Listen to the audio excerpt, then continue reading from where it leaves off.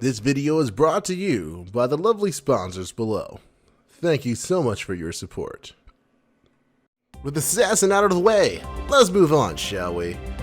Welcome, fellow masters. My name is Musaki from County Gurus, and this is the servant overview of Shimosa Banner Part 1. Moving on from our list, we come across the Archer of Inferno, our third full-blooded Oni to be added to the FGO universe. Unlike her banner compatriot, she has a little more to offer and bring to the table, should she come to your Chaldea. But at the end of the day, this is our opinion based purely off of gameplay. And with that out of the way, let's just jump into it. Her first skill is Demonic Magic.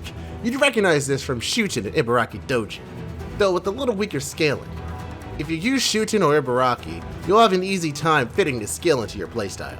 If not, this skill is a party-wide attack buff that lasts for 3 turns, with a self and Noble Phantasm damage increase at the same time.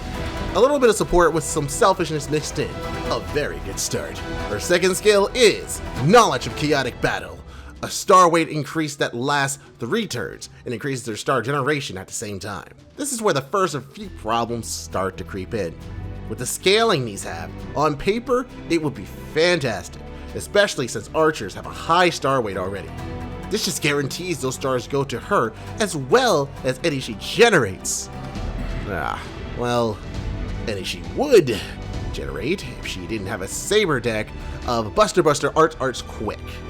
Even if the quick card is at the end of the chain, you're only ever going to get half of what the skill has to offer. While not bad, it certainly doesn't do her any more favors than it normally should have. A decent skill brought down by its other effects. Her third skill is another contradiction? Adrenaline Rush is a one-time 5-turn guts that also increases her maximum HP for 5 turns. While a guts is always good for survivability, the fact that it increases her maximum HP makes it a little self-defeating. I mean, you normally activate a guts in case you're about to die, right?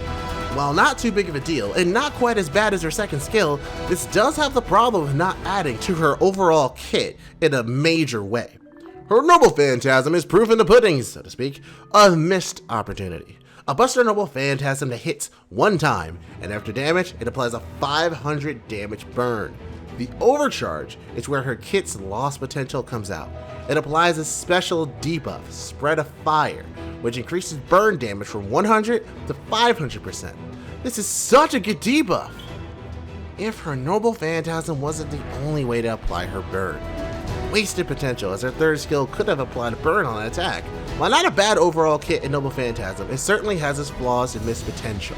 Let's move on to CE recommendations. Archer of Inferno is a Buster Crit Servant, brought about by her Absorption skill and her passive independent action, giving her 10% crit damage. Victor of the Moon Cell, Gem Magecraft / Untumbra, Hot Spring Under the Moon, and Summertime Mistress are all your top upper tier craft essences to properly bring out the shine in this servant. Let's move on to team composition. Archer of Inferno would do well in a Buster composition, Crit composition, or a Damage Rush composition. The easiest composition to make to properly support Inferno is the Crit comp.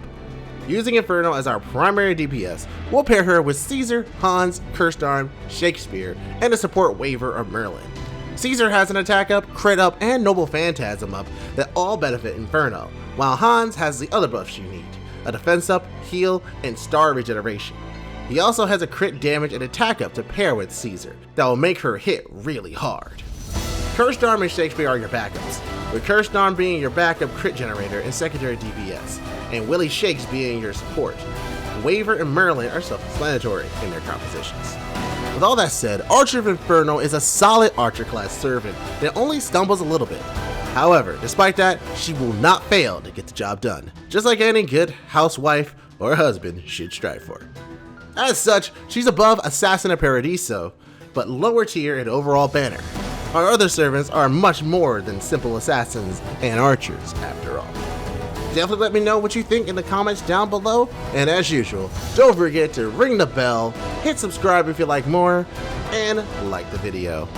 I'm Musaki from County Gurus, and we'll see you in the next Servant Overview.